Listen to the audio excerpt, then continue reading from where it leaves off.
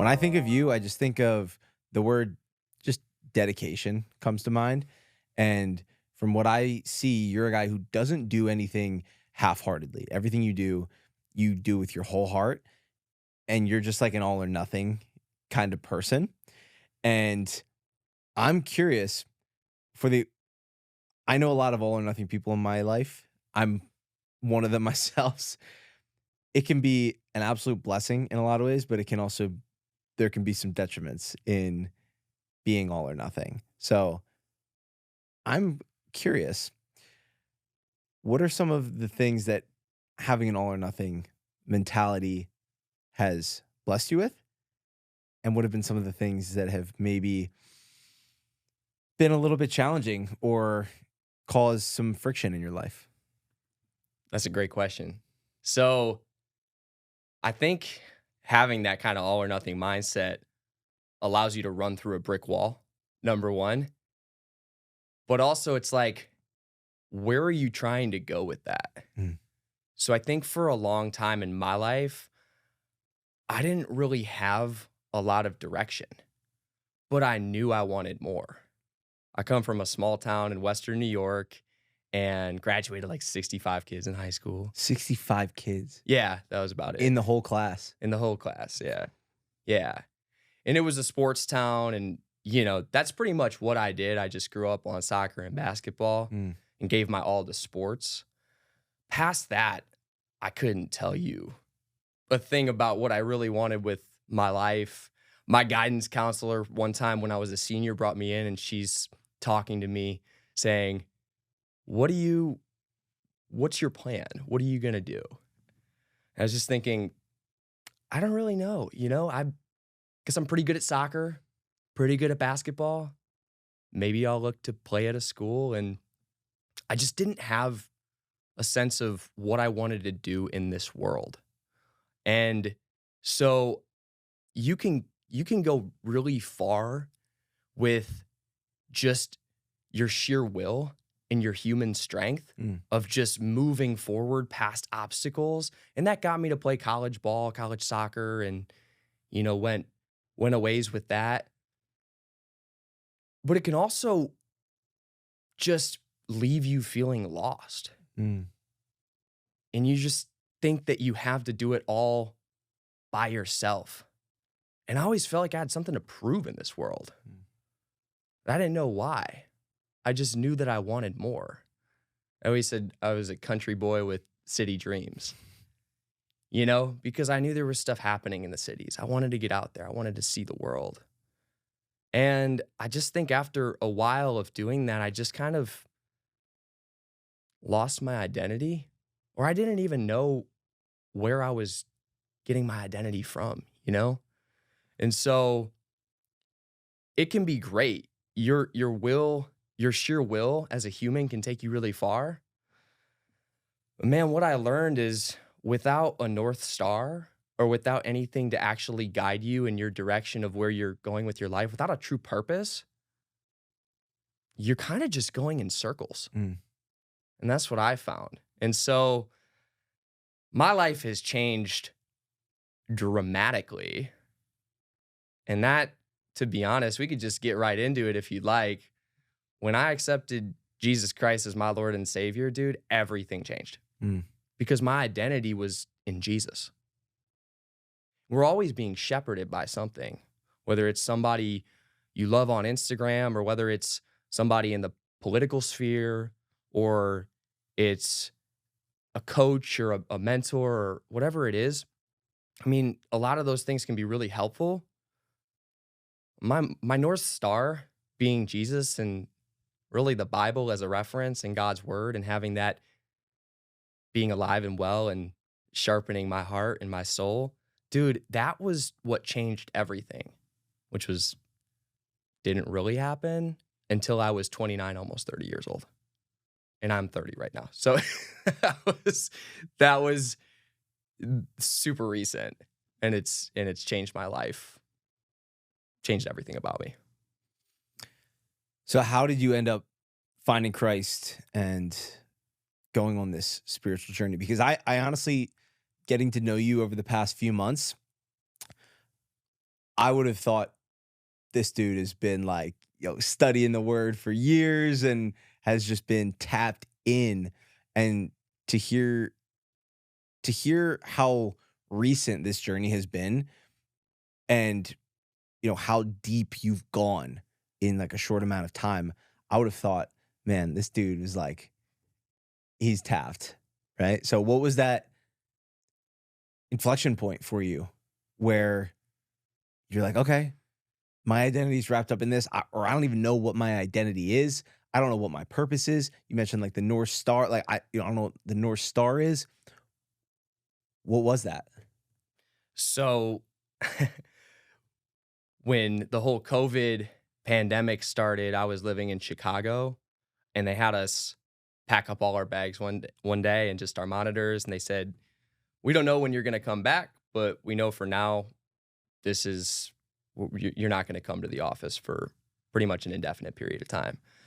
And so I had a lease that was 3 months longer at that point, and after that, I started traveling all around the US and some parts of the world, just trying to sort of figure out what was next for me. And I could work remote, and so that was pretty cool. That offered me a little bit of freedom and flexibility as I was working in a sales job, and I was just thinking to myself at the desk every day that I don't want to be at the desk. I want to be out in the world, meeting people, connecting, learning more about myself. I was really in that like self-discovery mode. Mm. A lot of people say, I'm trying to find myself. That was me. Trying to find myself, my truth, what it's all about. Dude, I remember listening to, in Chicago, all I would do is go to work, go back home, and read personal growth and development books.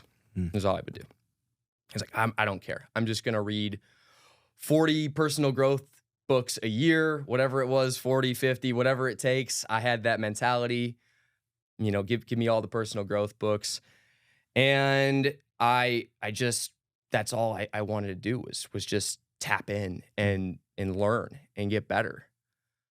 I was at one point listening to like plant medicine podcasts and actually thankful I never really took that direction or route with my life, because I think for me, what I know now is that we're just, with all of that, I think, and this is just my philosophy, we're all sort of trying to get to the same place. We're just trying to know our hearts more and how we can best show up and serve. And I found a much greater power, I think, in Christ and in knowing that. So I actually, in my journey, came to Austin, Texas, just on a whim. I was subleasing an apartment in Dallas for 2 months from a friend. Met a guy at a pool party at the apartment I was staying in, and we became fast friends. He, a few months later, moves to Texas for a job as an attorney, moves to Austin, Texas. I end up going to his place, and just we stayed in contact, and he's like, hey, you should come check it out for a week or two. I end up packing my bags and going to see him and stay for 2.5 months during the pandemic. And I knew that, I didn't know why, but I loved Austin. And a great community, and there was a lot happening here, even in the midst of when we weren't really able to do much with going out and, all the rules placed. And so I left after that time period on a big banger of a trip to Tahiti on a yacht right after Austin for like 12 days and just partied.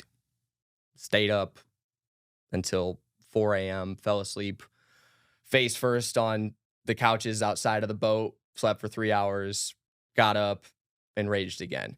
In fact, I think I got runner-up for most valuable rager on that trip. That's a coveted position, man. Coveted position, man. I was so close to the top. So this is like, I'm maybe 27. I mean, this is not long ago. This is fairly recent, 28 maybe. And so all this happens. You can imagine being in Bora Bora, Tahiti. You come back and you're like on a high. Or professional film crews out there, DJs. parties, the whole thing. We're just going from island to island and having a blast. And so I was up on that high of going and partying all the time, and then I got home and rode the wave, and then suddenly felt empty. It's like, so now I just come back and make phone calls again and work the same job that I already didn't want to be at in the first place. So I was chasing thrills. And I thought that was what it was all about. It's chasing thrills. And that's how you level up in life and you just have more fun, you know? And so eventually I hit up my same friend that I was doing the couch surfing with in Austin a few months later. And this is December of 2021. And I'm like, dude, can you see if there's any building availability in the building downtown where I was staying with him? And he's like, yeah, I'll check it out. Gets back to me a few hours later. He's like, there's a studio apartment available in the building. It's yours if you want it. So I end up moving down January of 22. And I come down here, and the first thing is I'm like, okay, I'm here, still working that same job. I'm gonna start going out, meeting friends. 6th Street, Rainy Street, partying, trying to find it again in the scene. And that goes on for another year or so. Fast forward to March of 2023, and it's a Friday night at around 7 p.m. I'm getting ready to go out. I've got the get up on, the fresh clothes. I got my Stetson hat. I'm ready to do Texas, baby. There you go. I'm ready to do the thing. Except for one thing. No part of me wanted to go out. I just didn't have any other friends, dude. I actually, legit, the only people I would hang out with were people who partied on Friday, Saturday, Sunday. And then you just got back to Monday and did the work again. And so that Friday night in March is when everything really changed. And the lead up was, because I don't even know how this happened. I think that God found me. I don't even know if I was really looking. I think God just knew how lost I was. And he's like, okay, I'm going to come get you. Wow. And I just saw, my friend sent me a little post this morning. It was very timely. This is how God works too. God's very detailed. Jesus was a good shepherd. He'll leave the 99 to find the one. Yep. And I feel like I was the one that was just absolutely lost, didn't have purpose. And so I had started changing my music in the gym. I've always been an absolute gym rat and just loved everything about the gym, fitness, the whole thing, which we can go into later if you'd like. But I started changing up my music from sad EDM, lyrical, but good beat songs and, rap music. And I really just wanted to, get my heart rate up and feel good when I went into the gym, get the adrenaline pumping a little bit. Those lyrics sat in my subconscious mind. And I feel like after the gym, I'd have that high, but then I'd come down really fast. So I started switching my music choice a few months earlier to like Andy Mineo, Lecrae, KB, and just started listening to Christian rap, hip hop, and just made that shift. I'm like, man, these guys are rapping about some stuff that's hitting me in a powerful way. It was changing the way that I sort of approached my day to day. Because music sits in your subconscious mind, dude.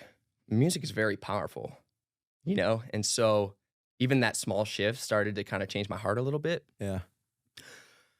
And go back to that Friday night, and I didn't really want to go out. So I picked up my acoustic guitar, which I've been learning for the last few years. And I'm like, I want to learn a new song on acoustic. Okay. So I pull up YouTube to, search a song. Maybe we'll learn something like Sam Hunt, Chris Lane, maybe a little country vibe.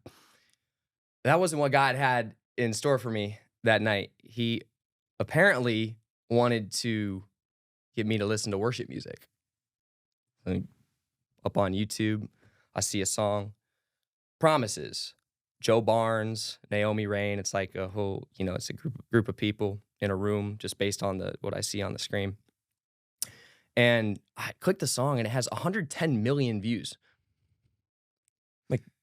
It's like Mr. Beast out here. Like, what is this? I have never Yeah, seen this yeah. before. And I don't know these people, the musicians or anything.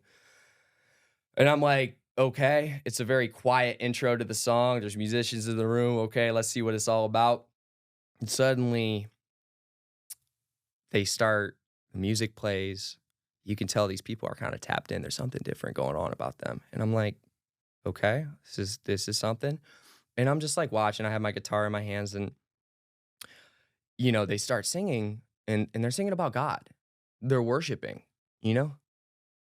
And great is your faithfulness to me, right? And just they say it over and over again and it's just so powerful. And 2 to 3 minutes into the song, I don't know what happened, dude, but I had this release inside of me. It was just literally like I had something that shifted Mm. in my heart. And it wasn't like one part of me started to break down. It was like God came and just swept me off my feet and said, "Dude, you're gonna get healed right now." And I was bawling, dude. Number one, I started crying and then I started bawling. And then I was crying so much I had to hold myself. Like I actually had to give myself a hug. Wow. I don't know if you've ever had this where you cry so hard that you're like, you don't even know what to do. I've been there. I've been there. And so I think God found me that night Mm. and part of me started to heal. And I don't know what happened since that moment though. I went on this, I just started going down the rabbit hole of worship music. I started listening to everybody. Chandler Moore, Brandon Lake, there's obviously some well-known names in the space, Dante Bowe, and I was just listening to Joe Barnes and everybody I could listen to. And so that's when everything started to shift for me. And the craziest thing started to happen. I'd meet people who would invite me to church. I hadn't been going to church at all, and nobody was inviting me either before that happened. And then suddenly, I don't know if like I showed up differently, but people just started to know. They started to just ask me to come to church and invited me into the community. That's the spirit, man. I don't know what else to call it. I mean, I was down. You could see it when I showed up places, like my body language. And I didn't have anyone here, man. I didn't feel like I could reach out to people. I could call my mom and, can call my family, but those phone calls would end and I'd still be sitting isolated in my apartment. Mm. And so on the outside, people thought, you could see me. I didn't like look physically like there was something wrong with me. On the inside, I was falling apart. Mm. And so it's been a healing journey since then. And if you said that it seems like I've been in the Bible or tapped in for a while now, dude, I think it's just because you go back to that all or nothing mindset we started with. I gave my all to pursuing Christ at that moment. And so that's when everything shifted and I got a lot to learn, bro, but I think we're on our way to a much better North Star now. It's a powerful story, man. Thank you for sharing all that. Because I think people, once you're really in the faith, like once you really give your life to Christ, give your life to Jesus and pursue that relationship with him, and you start to surround yourself with people in that community who are doing the same thing, you realize that everybody was once like at this like moment where you were lost or where you were broken or where you just couldn't do it on your own anymore. And you just when you have nowhere else to go, it's like that's when God gets a hold of you. You know, because I was at this, similar thing happened to me. It's like our identities are wrapped up in like the things that we do or the labels that we attach to ourselves in our Instagram bios or on our LinkedIn profiles or whatever's on our resume, right? And God doesn't care about any of that. He doesn't care about any of that. Yeah, but we do that because we want to be loved and accepted, and you realize that Christ's love is just, it's perfect, man. And I was reading through Ephesians. Something called me to read through Ephesians recently. And in Ephesians, there was something the other night, and I hadn't opened my Bible in like a week or two. It's just, we talk about opening the Bible and studying the word. Mhm. I promise I'm not perfect. None of us are. Bro, None of us are. it's like, oh, you probably study your Bible every, no. I do my best. Yeah. Right. And Paul is writing in Ephesians and he says, there's a lot of lead up to this, but there's one part where it says, I pray for you constantly. Mm. When God's looking out for you, dude, he prays for you constantly, right? Like, when I read that, there's a lot of other scriptures leading up to that point, but that part got me, dude. Mm. Before that March, I didn't really know or feel that anybody was really looking out for me. Besides, I've got my family, I've got people in my life that love me. But the Spirit, when you're alone and when you're isolated and when the stuff in the world is not feeding you anymore, you're not the stuff that you derive pleasure from and you try to do to feel differently, right? Mm. Like I never wanted to get drunk. I didn't drink till I was 20. I didn't touch, in classic Western New York move, the first beer I drank was like a Busch Light. Welcome to the party. The good stuff. Yeah, we're really going high class here. So after that you want it all, right? But yeah, I never really wanted to go that direction, but I did want to have purpose. Mm. And after soccer ended, I transferred to Kent State, joined a fraternity, and you know what they do in fraternities for the most part. It's a big party. Yep. So you go that path, and you're like, the getting drunk and pursue, maybe it's women or it's the lifestyle, or look at my accomplishments and go me. And I was living in that identity. And it just didn't, it never filled my cup. It could fill it for a night or a moment or period of time, but I always ended up in that probably even deeper feeling of emptiness. Yeah.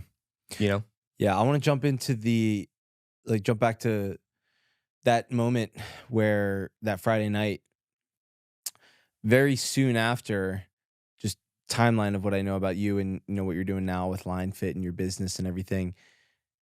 Sounds like Lion Fit was born very shortly after that.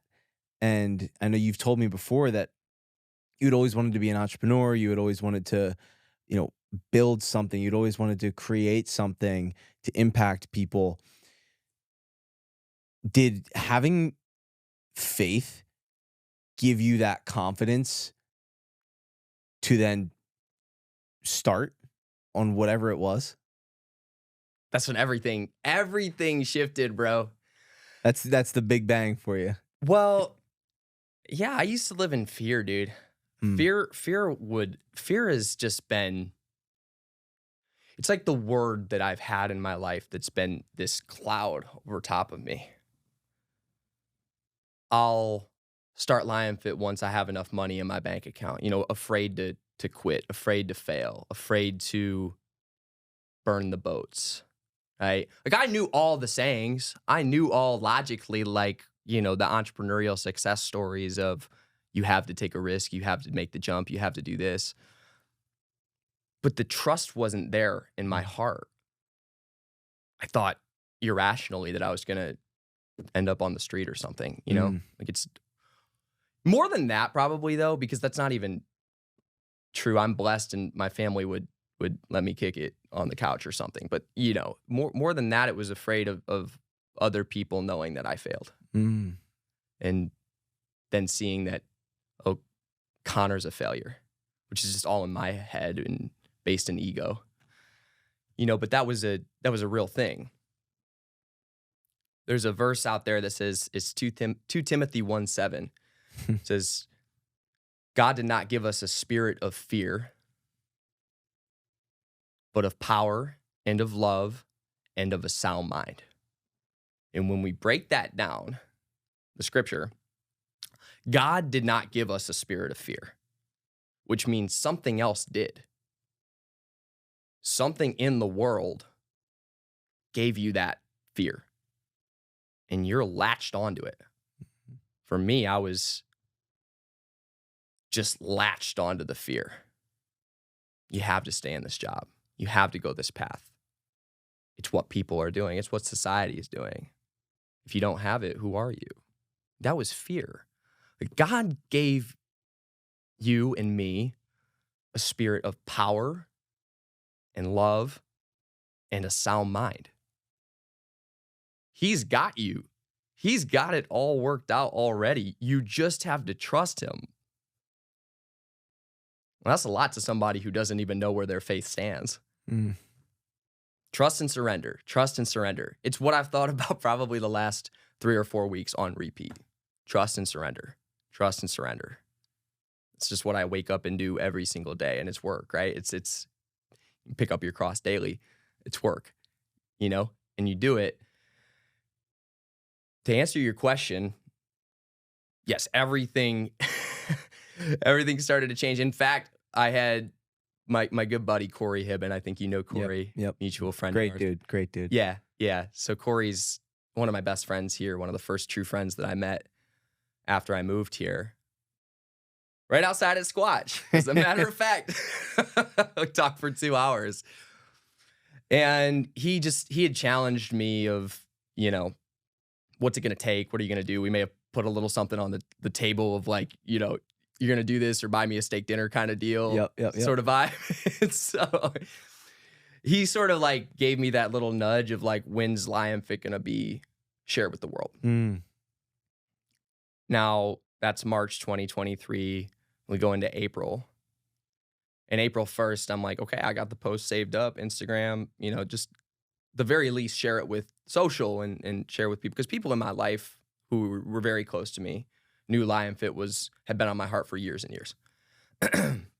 And so, I shared it that day and it just felt very freeing, to just trust and send it out.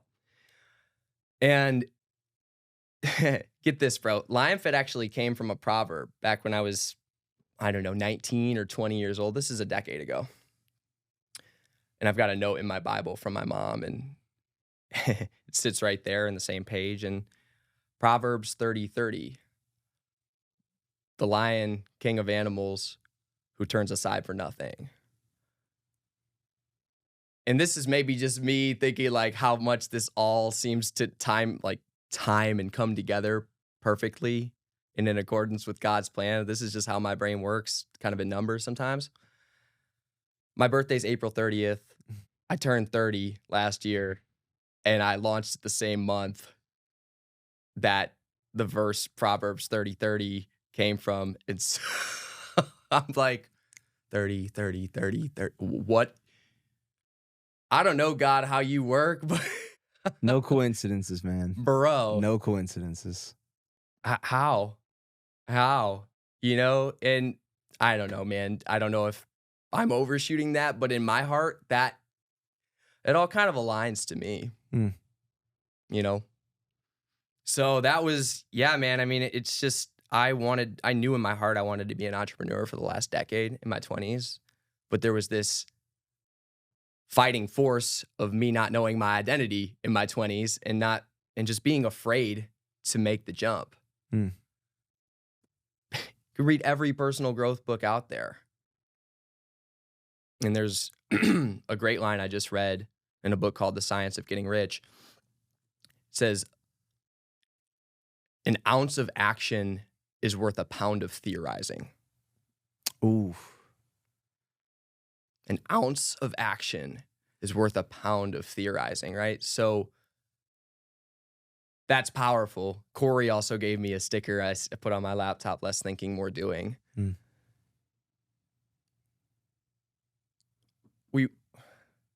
We walk by faith, not by sight, right?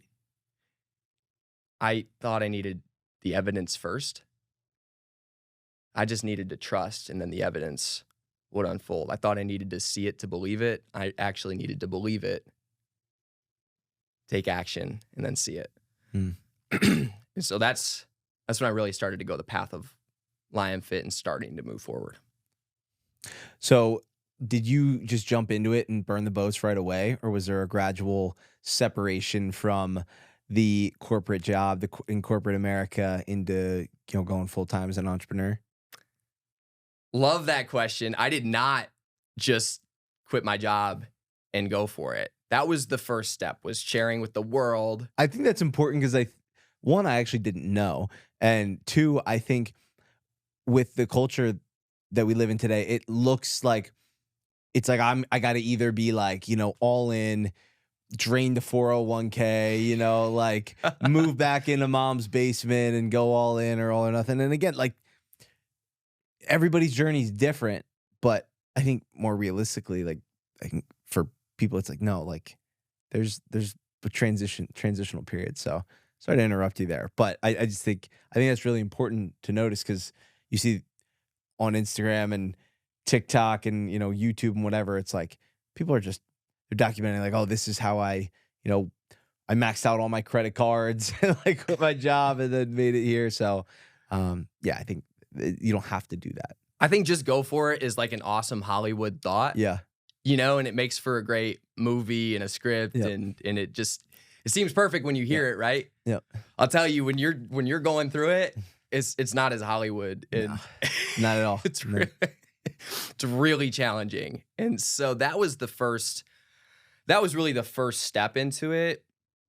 And right, we think about the alignment of leaning into faith in March. It wasn't like everything in like just instantly. I had this whole bucket filled with faith. It was like I started to go on that journey. And so a lot had to change in my heart, in the way I showed up, and the way I thought about this life.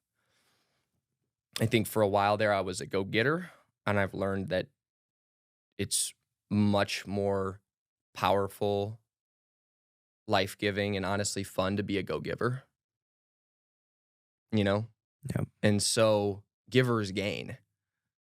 That's something that I learned from Bob Proctor, who's an OG personal growth and development coach, passed away a couple of years ago. But that's my guy. Yeah.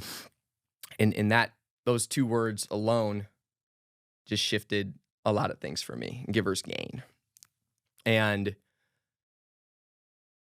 yes, it took me a while to really fully believe that I would make it work. And over the next 5 months, there was a series of events that unfolded that helped me truly have faith that I could just do it. Here's how God works. It's funny, right? Hit me. And Hit me. Fire me up, man. Yeah. Okay, here's how God works from what I've understood.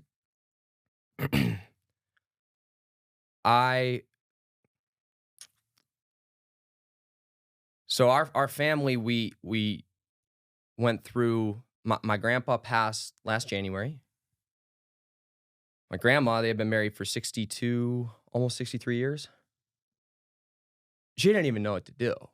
She was like, what do I do? How does somebody even get through this? I remember her saying that a couple months after he passed. Like, what do you even do? I feel like I lost my other half. She would go and sit in her den in the house, and she'd just sleep. She didn't actually know what to do. She passed on in June last year. I mean, she truly loved my grandpa with all her heart. So when he passed, that's her heart too. And then our golden retriever, Colby, passed on about a month and a half later. He stayed long enough. My mom says just to he like God knew because that was my mom's source. Like he comforted her through those are her parents, dude. Like, and he really was there through it. We had some losses, you know, in the family. And dude, blessings up, bro. I am so thankful and grateful for my family. We've had so many people just around and nothing tragic, or it's just blessings all around in a huge family. And so I'm writing a eulogy for my grandmother. I go home in June to kind of, you know, the funeral and everything's kind of happening, and and I get a call. I'm not gonna put anybody like on, you know, the names not revealed here. This is just a true part of what happened in the story that got me to have faith that this would work out. I get a call from a friend of mine who needs some money to make a big purchase in their life. And I tell them, sure, I can lend you some money. It was a few grand, and, you know, says I can pay you back by this date. That date comes, don't get the money. It's like, okay, no worries. Like, what's going on? Get a phone call a little later. Hey, man, it turns out I'm a little short. How short? And this was a few more grand, which is about quadrupled the size of the first amount. So ultimately, I ended up lending a friend $15,500 for a big purchase in their life. And this is also the same time where I'm thinking, and I'm expressing to them, I need this money back because I have to move it to my business bank account. I had just opened Lion Fit LLC, the whole thing. I had plans, and, you know, we're gonna do it this way. Here's how it's gonna look. Again, my plans, right? It's like, okay, I know how this is gonna work. Except God works differently. He has other plans. And so, okay. And hit him back up. We're going back and forth. Oh, hey, man, you know, yeah, I'm going to get that back. And next thing you know, he goes totally ghost on me. And nothing. Radio silence. And so I'm thinking to myself, okay, I had this plan. I'm going to quit my job, start my business. I'm sort of down 15 and a half grand from where I thought I would be, though. You know, everybody wants that runway, right? We do. We want that runway. We want to know we're safe for 6 to 12 months, when you name it. Whatever your plan is, okay, you name it. We want that safety net. And so I'm just thinking about this, and I'm like, I can either continue working at this same corporate job that I literally can't hardly get out of bed to do anymore. I mean, my nerves started to break down, dude. Like, I was going for runs. I say I was running away from work. When I got up to run in the day, it was like at noon, 1 o'clock. I was going for 6-7 mile runs. I was cooking, but I wasn't doing anything in the lead up, right? I wasn't doing my mobility, you know, all the stuff, the stretching, the cool downs, running, bro. It's pretty taxing on the body. So it's like, if you're not doing all the stuff, then that's not going to look good in the long term. Yep. So that started not to work anymore. I was knocked out of running. I couldn't do it. I thought I had a stress fracture. I thought I had all these things. I didn't even know what was happening. And so, okay, cool. Take running away from me. What do I do? You know, I would always go physical when I was like, oh, okay, I can push through this. But when your physical breaks down, what do you do? Like, okay, suppose I'll go inward. Maybe I'll start meditating more, right? But God had other plans, and I just was like, I'm not gonna work another however many months it takes to regain that money with all the expenses month to month and whatever else I'm paying for. It's gonna take a long time, you know, just to get to the same place. Fortunately, I was put on a performance plan at work, which was such a blessing. And the performance plan, I didn't know this, but it actually detailed in there, come to find out when I talked to HR, that you have to move back to Chicago in the next 60 days. And I'm like, I get on with HR. I'm like, I'm not moving back to Chicago. And they're like, okay, then you got to make a decision. pivotal point. Okay. So I'm thinking about this and I'm like, maybe God removed that money from my bank account to help me to realize that no amount of money was ever going to give me the confidence and the faith to press on and move forward. Mm. Maybe, just maybe. Maybe it's purely in the decision, in the action, in the going for it, in the total trust. That's when you move forward. I end up in August last year going on a camping trip in Minnesota, the Boundary Waters, with a few very good friends of mine. And I have 5 or 6 days. We're intense. We're carrying canoes over our heads. We're portaging. We're doing the whole thing, right? We're in the wilderness. We don't have Wi-Fi. We don't have any of that stuff. So we were able to get kind of tapped in. I come back and I go to, Ross. I do. We go to Ross's house. Ross, man. I met Ross on that trip and we portaged together. We had the same canoe and we've become amazing buds since that point. Love it. And Ross on that trip, I have to plug this real quick because he's like, in classic Ross fashion, he's like, Connor, I remember, dude, when I had like $2 in my bank account. He's like, you're gonna be fine. I just pictured him saying that. I started laughing. It was classic, and I'll never forget when he said that to me because it was like, oh, he just figured it out. Yeah, and that's how Ross is. He's funny. So he organizes a dinner. I hadn't met his wife, and I get to meet everybody. And when we come back, and we have dinner at his place, and this is August 23rd. I remember these dates. This is August 23rd last year, and I'm like, I had. On the plane ride home from Minnesota, I had journaled like 8 pages saying like, you got this, faith, trust, it's gonna work out.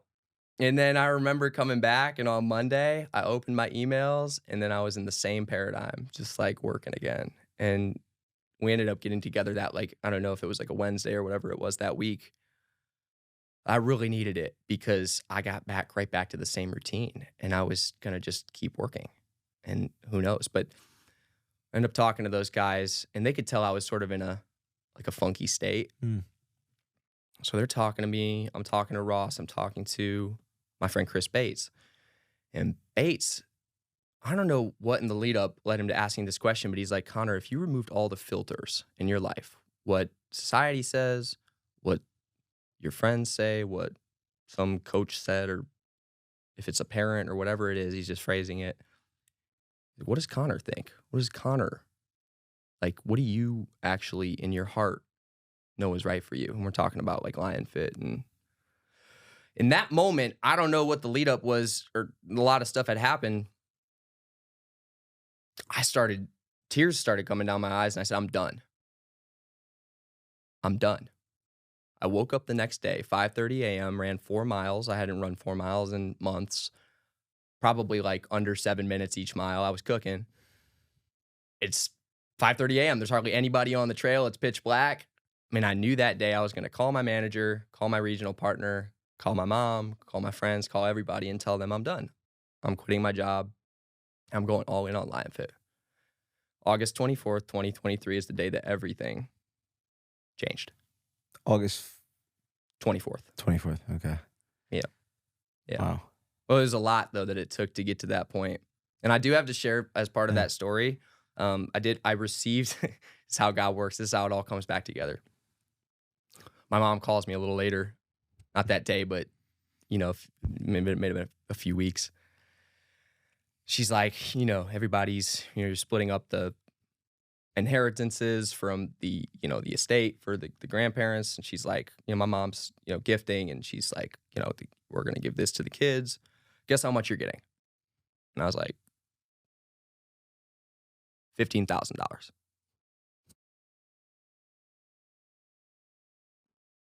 Oh, okay. Almost the exact amount of money. She said 15 and a half. It is like almost the exact amount of money that was taken from my bank account. I don't know about you, bro, but that sounds to me like God had to remove something for me to see something. for me to believe something, for me to move forward. I got you. Trust me. That's insane. It's just those, God's funny like that, man. With the with the positive reinforcement, the positive feedback loops. Just these little things here and there. That's like, hey, I got you. Mm-hmm. I'm looking out for you. Mm-hmm. You're on the right path. That's a powerful, powerful, powerful story. What happened then? Like, what you get the 15, or you find out you're getting the 15 grand. Then does that give you more confidence? Does that give you the confidence to go, take bigger risks, take this thing to the next level, like elevate your business, elevate your life, pursue something different? Like, did that positive reinforcement like invigorate you in any way to do something? The money didn't change anything. Nothing. It was just the message, that like, you're going to figure this out, and the money came later, that phone call came a little later, Sure. not like August 24th or anything. Yeah. It came a little later. 25th. And, but it was really just the message in the whole process there that was huge for me. Yeah. Because you just think about the story, right? I was in a sales job working in business development. I was earning 6+ figures a year since 25. You kind of get attached to that, right? I'm earning money and making strides. Your lifestyle, you elevate, You're trying to grow in that, right? Right. You're not trying to take a step back. Nope. I've been doing this, and I remember my manager when I was 25 bringing me in and saying, Connor, when things get hard, just remember you're like one of the top 1% wage earners for people your age in the whole United States. It's like, that's pretty powerful, Yeah. That's like okay. My first job out of college, I was answering inbound calls in a call center, 50 to 60 a day, making $40K a year in Richfield, Ohio. It was Richfield. Like, that was terrible. So I had whatever, tripled that, or however much I was earning. And that felt like I had come a long way. And so now I have to trust that, okay, I'm going to move from 6 figures plus to, I had one friend at that point who had paid me $500 to help him with 45 days of nutrition coaching. I had no recurring revenue. I had nothing saying like, this is like, hey man, you got clients lined up out the door. I trained like 8 to 10 people for just like, I brought them on and helped them out for 90 days, which proved to be a good thing. In September, I actually one had seen a lot of success, and I was like, hey man, like, I'd love to keep working with you if you're interested. And then that was when he really, moved forward and did like a $1,000 enrollment and then monthly recurring revenue. Yeah. I didn't know I could I didn't even think like people even pay me for this. Because I had no like proof points. Right. It's like, so I didn't like successfully start earning money as a nutrition coach, or LionFit wasn't bringing in the bills. In fact, dude, you'd be like, if you knew how many times I had to send back apparel that I've since ordered just for orders that came in incorrectly, and how much money I've like spent to just to get that to move. I'm not like, the apparel right now is not earning, it's not profitable, right? It's at the point where I'm like figuring it out, trying to work with third-party screen printers, trying to like figure out, do I need a manufacturer? How can I price point this? But it's more about like, for me, like that's behind the scenes. But the most important thing is, how do we bring more people on board with this message of what LionFit's doing? And so, okay, cool. Do we have to give away these? Like, the fact that people are actually wearing it is a massive blessing beyond anything that I could even imagine, and I'm thankful for that. But there's a lot of stuff that happens in the entrepreneurial journey. You just have to be like, I don't know, God, what you're doing, but I trust you. And this failure is going to lead to growth. And I've learned to actually fall in love with the failure side of it.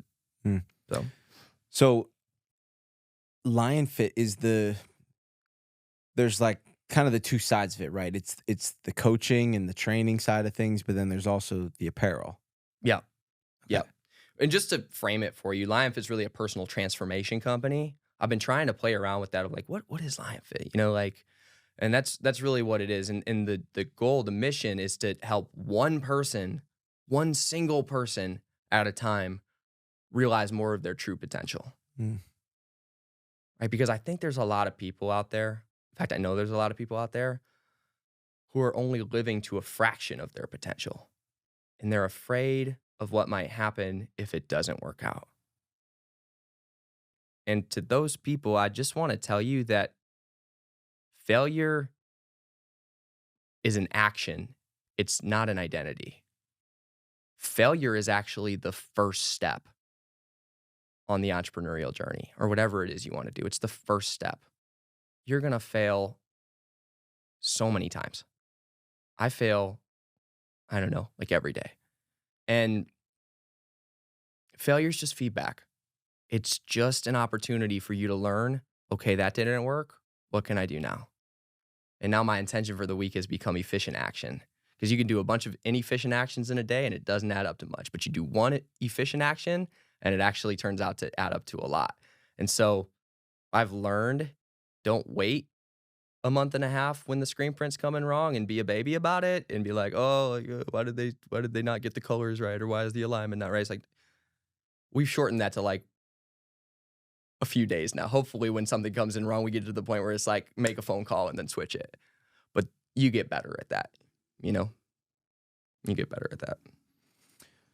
So I heard two things that you're currently pursuing that are very ambitious. One of those things you said was you want to train professional athletes. And another was that you're going to start training to compete in the CrossFit Games. Two very ambitious, God-sized goals there, right? And myself, I was like, yeah, like you should. Like you can do both of those things. Like people talk a big game a lot of times, but for somebody like you, I'm like, yeah, I could 100% see you training professional athletes. I could see you in the fittest on earth in the next documentary, right? Why, or I guess where does that come from? Has that always been something? Have you always wanted to compete in the games? Have you always wanted to train professional athletes? Like, where does that come from, and then why now? Great questions. I love that. So when I was in 7th grade, I wanted to go to the NBA. That was my goal. I'm going to make it to the NBA. Country boy dreams, big city dreams. Send that goal to the moon, baby. I don't know. I don't care what it takes. I used to practice 4 or 5 hours a night under the floodlight. We put a hoop up outside, had plyo boxes. I'd jump. I had the Jordan like platform shoes that had like these platforms on the bottom to help you with your calves and you jumping, and 1,000+ skips a night on the jump rope. What team do you even root for out there in Western New York? I have no idea, dude. The Toronto Raptors. It's always a tough call, you know. When you think about like, you kind of had to think about college ball because there's really no professional sports. You got the Cavaliers who are like two hours west. Okay. And I grew up on LeBron James, and so that was kind of an easy one, right? Like, but it became like I started following the players. What are the players doing? LeBron James, Dwayne Wade, Steph Curry, Kyrie Irving.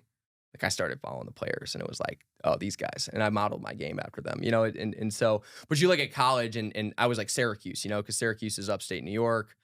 But you also just like, it's just who you like, dude. I think I liked Duke at one point, and just, I liked watching the skillfulness of the players and the team chemistry, and I just looked at other things, and because I don't know who you root for. So, anyways, going back to your question, the goal about professional athletes, I have always loved the human body and just studying the human body. I started in school as an exercise science major, kind of exercise physiology. All I knew is that when I looked at like the pre-physical therapy track I was on, it was too much schooling. I wasn't into school. I didn't want to study and do the 6-7 year track that they have for me.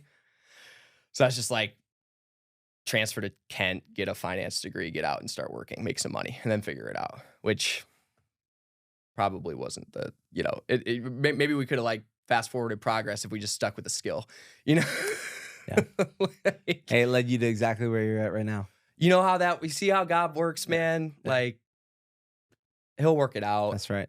And, but I always on my heart knew like that I loved athletic development, loved how the human body moves through different planes, and just maximizing potential. And you think about Lion Fit, like the helping people understand more of their full potential. I love maximizing potential. And so that's kind of where it came from for me. That's like the highest development in athletics and these guys are just absolutely next level, just crushing. And so sort of always had that on my heart. And now that I train at collectives, so kind of really a sort of more of an athlete's style gym with the turf Mm-hmm. and the, less like of the hammer strength type equipment, more of like the, barbells, stability balls, medicine balls, the ladders, the whole thing. And so I've started to kind of see athletes, and the power of proximity is very, very powerful. Just being around it, meeting guys like Jeremy Hills, who started Collective, and he's crushing. I think he's trained over 200 pro athletes. So just learning from him, and just whenever I can kind of talk with him, just kind of like asking him questions and learning, has been just in my head. I'm like, once you get around those people, that does way more for you than reading any book or like, you just kind of got to get around it, just be around it. Get me in the room. Like, how can I just learn and then study every day to develop the craft? Try it on your own. Go back to studying the books. If you got to get the NASM, if you got to get the CSCS, if you got to get the next nutrition coaching L2, whatever it is, that's cool. But like, get in the room first, and then move forward. So that's kind of like, okay, I can like see it now. I'm like, oh, okay. So that seed of an idea years and years ago is now kind of like finally like a slow growing oak tree. It's finally like taking some roots, and kind of like, I can see it kind of popping out of the ground a little bit. It takes a long time.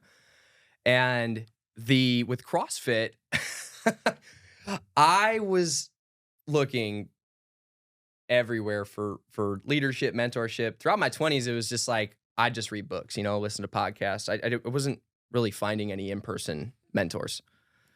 And suddenly in my building, I meet a guy who was in the SEALs, Navy SEALs, and we start training 2 mornings a week at like 5:30 a.m. Yeah, you were telling me about this stuff. It's freaking intense. Yeah, and he's training for like track worlds, which is one step from the U.S. Olympics, Yeah. I believe, with like masters. He's turning 50 this week. So it's like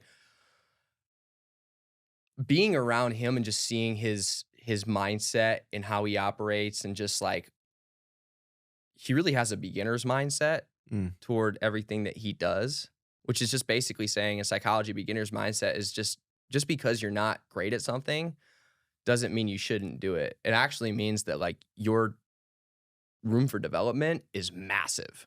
So if you can take that beginner's mindset and stuff, you actually realize that you can grow. Just your room for growth is absolutely incredible. And so that actually makes it fun.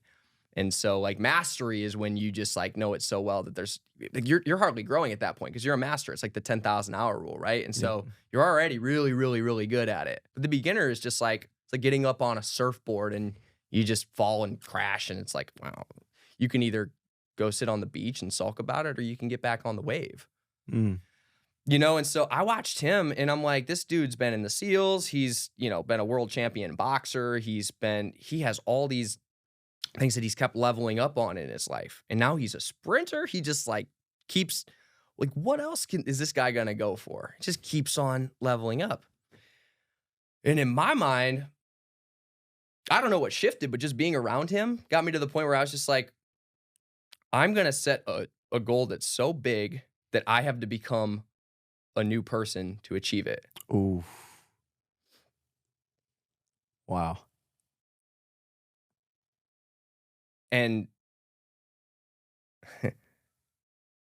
I asked him one time, why do you think people have such a hard time changing? And he's like, I think that, based on what I've kind of studied, learned, and observed, is that people start with, and seen, like from I mean, my friend, he's helped people with PTSD and like change is challenging, right? Like, especially when you're so stuck. Like, I think people start with feeling Mm. and they're like, I want to change the way I feel. It's like you want to go on a diet, you want to lose 20 pounds, right? Because you want to feel better. So they're like, I'm gonna go to the gym, I'm gonna lose all this weight, I'm gonna hit the gym, all this stuff, I'm gonna change everything. And then they take action based on that feeling. And then they think they're gonna become a new person. So it's feeling, action, identity. And what I learned is that's reverse. You have to start with identity, then move to action, and then feeling. So it's who am I? Start with that question, who am I? And who am I going to become? And then take action based on your answer to that. And then you start to feel differently. So I think a lot of us, when we think about change, we have it in reverse because it's like we just want to feel better, right? We want to, we want to build muscle, we want to burn fat, we want to, just have a better job, something we're passionate about, whatever it is in life. And we're like, I'm going to just take steps to feel different. It sounds good, right? Like I'm going to feel different if I do this or when I do this. That doesn't have enough sticking power. The identity shift, you'll become somebody new. And that has sticking power. So I think to just answer your question, it's getting around the right people. Yeah. Yeah. What is that going to take for you to get there? What kind of person do you need to become? What are the habits that you need to develop? What are the changes that you need to make from a performance standpoint, from a recovery standpoint, from a lifestyle standpoint? Because I've actually never done CrossFit. Like I've maybe done some WODs or some like EMOMs or things like that, but I followed the sport pretty closely. I've had some CrossFit athletes on the podcast, and it's like, talk about dialed, like committed. Yeah. Like, what is that going to take? Accepting that I'm a total beginner. White belt. It's gonna take looking potentially kind of goofy in the gym. Doing stuff that I'm not comfortable with. Accepting that I'm gonna fail. Accepting that it's not always gonna work out. And finding joy in the process. Falling in love with the process and not the destination. Because I think we see it, our goal, and sometimes we just think like once we get to the top of the mountain that it's just everything's gonna be solved. It's gonna be, oh, great. Like I'm here, I did it. And you realize at the top of the mountain, it's like, okay, what's next? What's my next mountain? It wasn't like everything that you had sort of like thought it would be. Like I won, I did it. It's just like, okay, I think most people who are high performers, they like win, they get the gold medal, they do the thing, and they're like, what's next?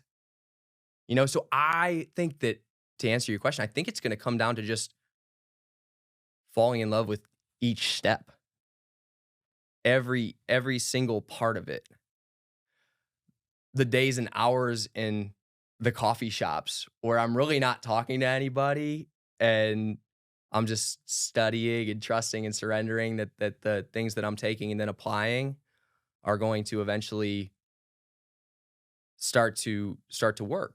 And then not just study and go to the coffee shops, but then go to the gym and apply it and get around people who are starting to, or not who are starting to, but who are experts and who have proven that they're effective in their craft, right? And one of my good friends, Lauren, she's good friends with Noah Olson, who's savage. Yeah, absolute savage. And I kind of know who this guy is. Yeah. I've seen him on YouTube. I've seen him like I'm on Instagram, just like seeing what he's doing. You want to see people who are crushing, right? So I'm like, okay, cool. I'm gonna like tap in. So I mentioned this goal to her. I'm gonna train for the CrossFit Games next year, and the Open's not till next February. So I'm like giving myself that time to neurologically program and like change the, my own physical body and the lifts, the whole thing. She's like, oh, you've got to meet my friend Noah. And I'm like, Noah who? And she's like, Noah Olson. And I'm like, wait, Noah Olson, the guy who's like a champion CrossFit athlete? Yes. Yeah. I'm in. Yeah. Please. So she puts us in a group chat. And she just breaks down who we are. You know, I watched Noah when he was 10 years ago when he had this snatch goal that was obviously like way different than his snatch goal is now. She's like, you've come such a long way and you're crushing. I love seeing it. And she's like, y'all got to meet because you both inspire me. She's so friendly. And I don't even know if this dude's like going to respond or whatever. I'm like, no, it's so great to meet you, man. You know, I love seeing you do what you do and talk about beginner's mindset in the text and just like, yeah, you know, all I know is that I don't really like know a ton right now at all. I don't know much, but it's inspiring to see what you're doing. And he ends up kind of like a day or two later getting back and saying, so great to meet you, man. Like, you know, welcome to the CrossFit Club. Even him just saying that alone of like, welcome to the party, you know, welcome to the club, welcome to the team. Yeah, whatever it was. I was like, dude, I just set this enormous goal apparently for myself to become a different person. And now Noah Olson is saying, welcome to the club. God's funny, dude. His plan's very detailed. But I, at that moment, was just like, I don't know. I don't know if I'm ever going to get a workout in with this guy. I hope I can go to, I think he's in Miami. I sure hope I can go and get around him. Like, dude, the growth when that happens, when you get around somebody like him, he just got like second in the world or something, I think,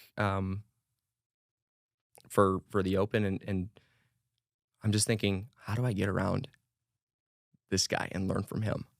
So it's crazy stuff happens, dude. It's I don't even know how this stuff's happening, but I continue to let God lead. Yeah, well, when you put that into the universe too, it's like it becomes real.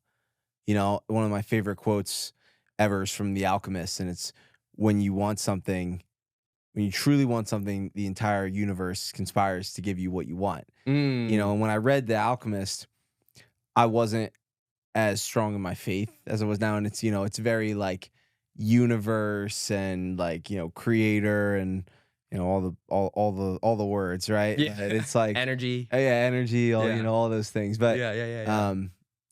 it's God, right? And so now when I think of that quote, it's like I tweak it. Like Paulo Coelho, author, like I love you, man, great book, but like I just replace it with universe, with God. And when you put those things into the world, like you said, boom, next thing you know, you're in a group text with one of the best CrossFit athletes in the world. You know, like you'll start to get into rooms and have these doors open you never thought possible in whatever it is in life. But like when you speak that into existence, it becomes real, right? When you tell people about it, then you got to show up. People are going to ask you the next time they see you, like, hey, how's that thing? Right? Yeah. And when you're serious about it, you know, Lauren, obviously, like connecting you with him, like Connor's the kind of guy who's serious about it. Yeah. Because when people truly see the potential in you, they're going to want to help you as well. Yeah. It's like the faith of the mustard seed, right? Yeah. You just got to keep trusting and moving forward inside of that. It's very, you can hardly see it. And you're like, okay. And one of my favorite musical producers and artists is Jon Bellion. Oh, me too. Really? Yeah. Oh, we might have talked about this, dude. I think we might have. Yeah. And you know, he says in one of his songs, he says, I guess if I knew his plans, I guess he wouldn't be God. Maybe I don't know. Maybe that's okay. You know, so good. Maybe I don't know. So maybe that's okay. You know, and it's like, and if you knew his plans, I don't know if it would be as fun, bro. I don't think it would be nearly as like just mystical and exciting and just, it's so, this life is so amazing that we're even here, you know? And as it was said, I listened to something, my friend sent me something about Ryan Clark the other day. Said, grace is getting heaven when you deserve hell.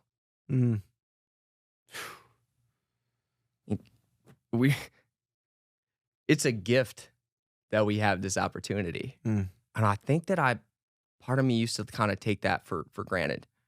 Mm. The Gospel of John is really good too. I know you're reading through that with I'm Scott going. right now, Yep. as am I. Awesome. Scott is amazing, dude. Yeah. Like, Yeah. We might have to get a squad cast with all of us in at some point. I think it would be powerful for sure. Yeah. And John is really talking about life eternal, and that God gave us Jesus Christ to just show us that we have life, and we have life eternal.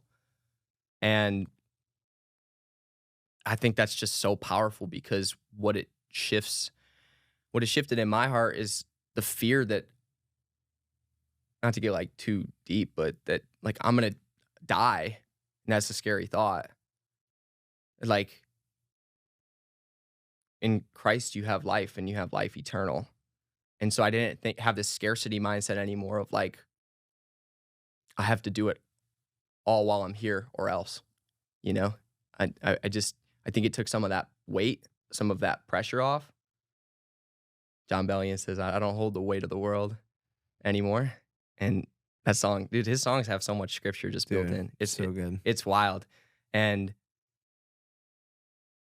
talk about scarcity and then abundance. And in John 10:10, it says, the thief comes to steal, to kill, and to destroy. And then I love the flip, dude. It says, for I have come that they may have life, and that they may have it in abundance. Mm. John is about life and life eternal. So the thief comes to say, like, you got to do it all while you're here. Go party. Go grow, go become an influencer, because so more people like your stuff. So more people validate you. It's amazing that people have platforms now and that we can share and like elevate a message. But like,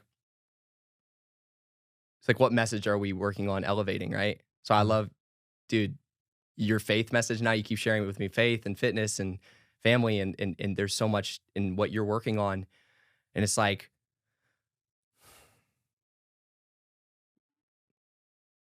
what are you trying to share with the world? Is it a message of like, is the thief grabbing hold of your heart? Or are you letting God take that wheel and share with the world what he has planned and what he has in store? And so I just think that shift in John 10:10 is so powerful. I no longer like fear that I'm not going to do enough while I'm here. It's like, I can just wake up every day and know that God already has it taken care of. Mm. And that just took so much of that heavy burden away. Have you found it difficult to balance, like, we talk about like faith and fitness stuff, right? Like, I feel like there are some times where I'll get so dialed into my fitness or my nutrition or my physical goals that, I'm like, man, I haven't talked to God in a while, right? I haven't cracked open my Bible in a while. Yeah. I've looked at my bicep. I've looked at my biceps, tracked my food. I've wrote down all my weights. I've been listening to the podcast. I've been watching the YouTube videos, all that, man. So, our identities can get wrapped up a lot in our physical appearance. And, down here in Austin, there's a lot of fit people. Keeping up with the Joneses down here is like making sure you can run like 10 miles and like, squat 225, bench 225 for reps. It seems like everybody's doing a marathon. Right. Exactly. So, have you struggled with that? And if so, how do you get out of that? How do you prioritize your fitness and your health while also keeping God at the forefront of your life? Yeah, I mean, that's a really interesting question. I think I let my fitness lead that journey a lot of the way throughout my 20s. And when I moved to Chicago, I was 24 years old. And all I knew was I wanted to be excellent, right? I wanted to excel. I had that all-in mindset of just be the best, be the best, be the best. I don't know direction, don't have the North Star. I just want to be the best. So I'm thinking to myself, okay, there must be like a dietary link to this. I've always geeked out on nutrition. And so I come across the ketogenic diet, burn ketones for rocket fuel to your brain. I'm like, that sounds pretty cool. Okay. So cool. What do I have to do? Okay. Basically eliminate carbs.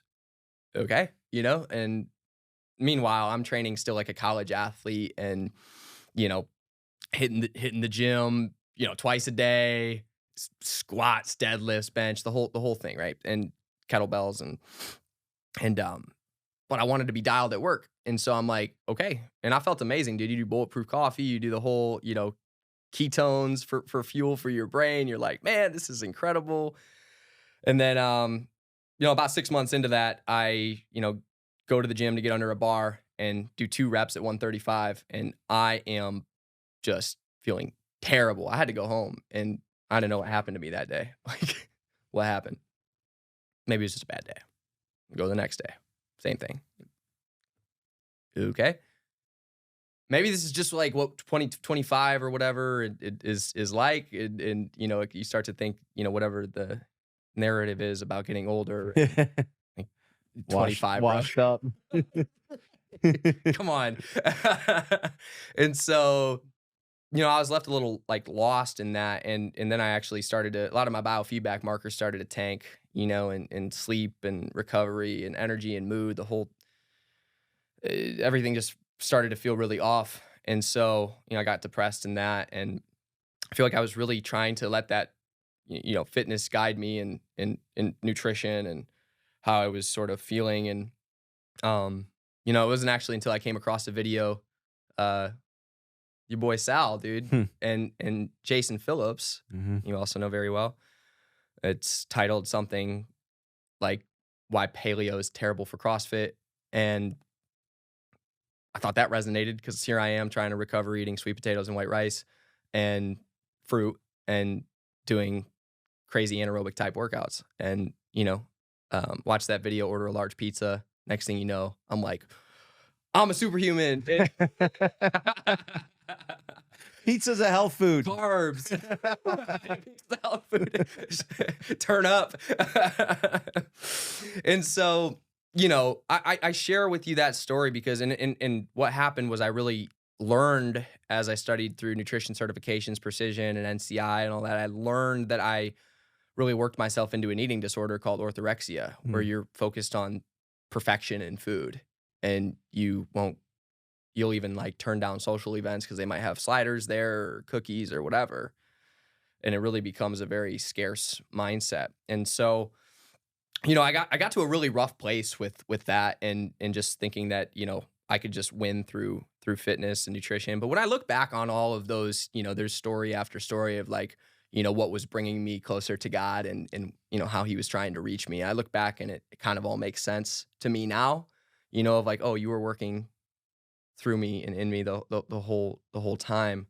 He's in it with me, working through me, fighting for me. I heard Stephen Furtick say that the other day. I'm like, that's true, right? Yeah, Steven's a G. He's a G. Yeah. Yeah. It was good. So I was, I realized that he was trying to get my attention all along. Yeah.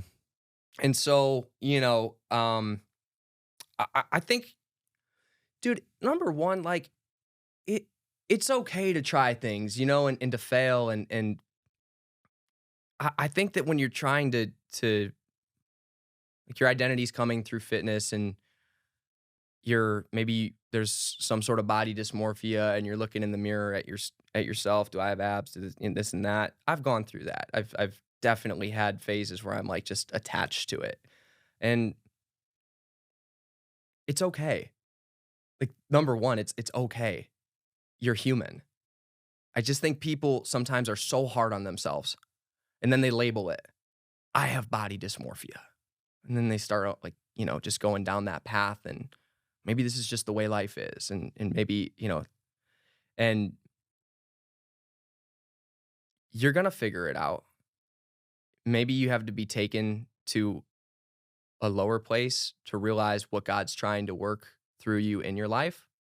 Because I realized that a lot of those moments where I was attached to fitness is when I just didn't have anything else. Mm.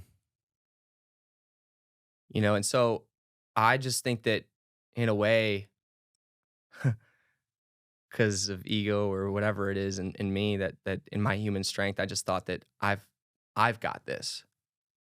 Not like God's in it with me, working through me, fighting for me. Mm. That's a partnership, you know? Like that's a good partnership. I just thought that I always had to take care of that business. Mm. I have to clean the shop. I have to, you know, change the oil. I have to take care of it. And God's got a much bigger plan in all of that. And so I get it. It's fun to have fitness goals. We just talked about CrossFit, how I'm going to start competing for that. It's fun to have fitness goals. It's not about vanity metrics. It's not about how great do I look? How, you know, like how are other people seeing me in this? It's not about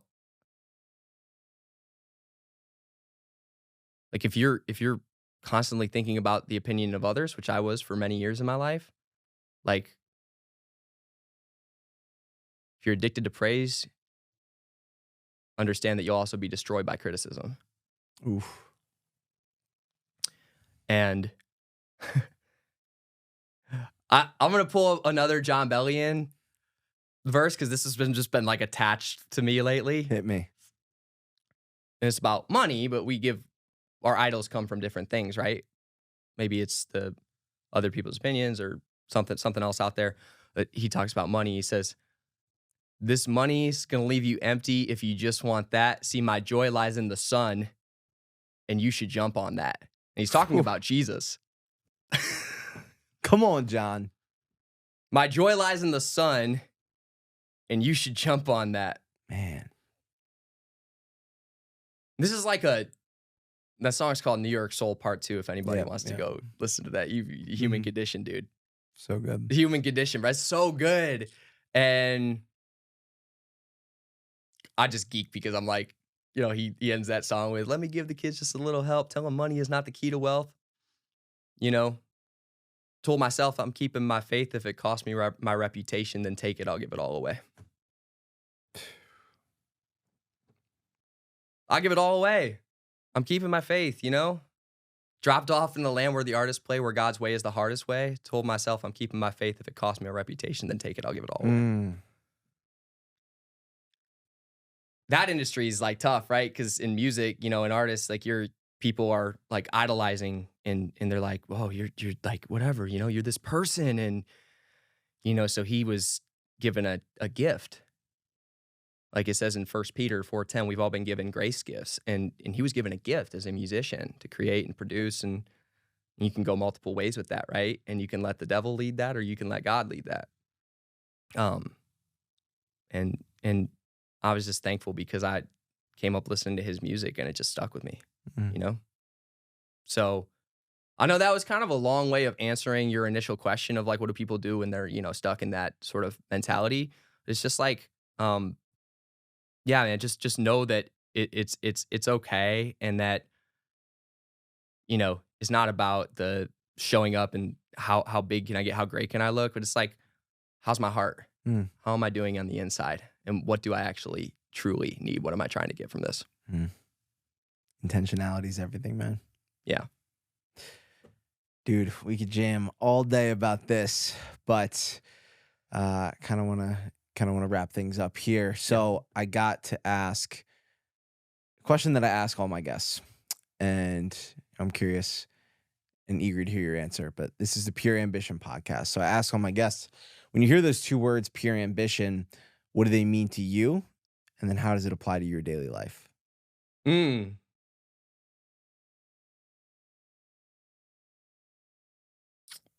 I think when I think about pure ambition, it's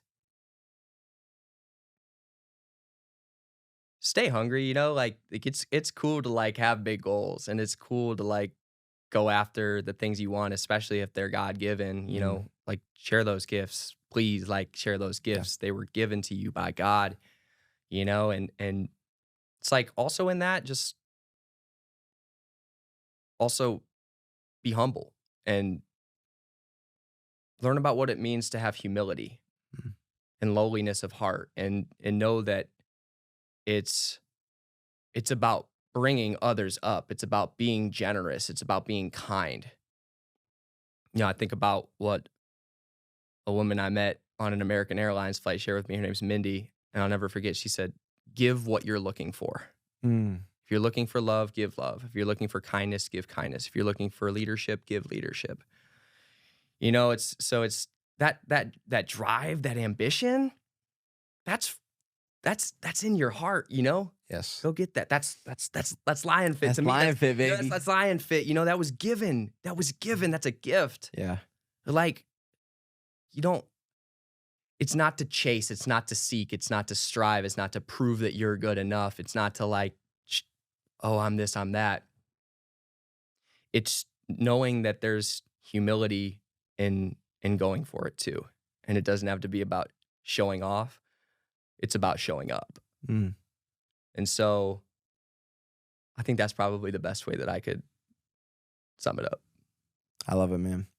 Dude, I want to say thank you for the man that you are, for all the people that you're impacting and that you're reaching, and just for being a catalyst in this space down here, and just always showing up with the best energy. Like, I know that, like, you talk about these times where you were out and your body language wasn't great and you were kind of, just dull. Like, man, I've never been around. I've never been.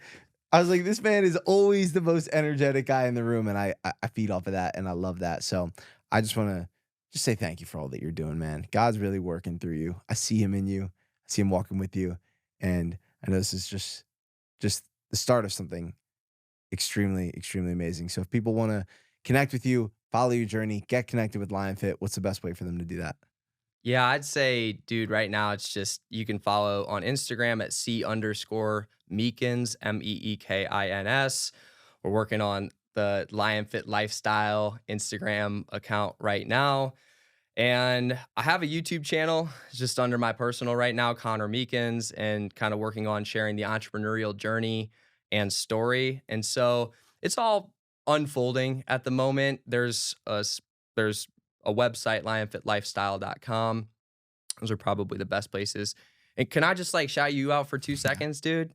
Because Dom is honestly on a mission, and he is allowing God, you're allowing God to just work through your heart, man. And all the stuff you're working on with the retreats and the, connecting the community, bringing people together, and just being a light for this world, man. Dude, God has huge plans for you, bro. And so I just want to say that, you're doing an amazing, amazing job with it, man. And I'm here for you in any way that I possibly can be. And just keep going, bro. Keep the faith. It's just such an awesome path. And I love your story and your mission, your purpose. And dude, I just love getting to know you. And so just keep that same heart, bro. Just being on this podcast is a blessing, and knowing that you're a young man who's just going for it, and the example that sets in this world is absolutely awesome. So I just wanted to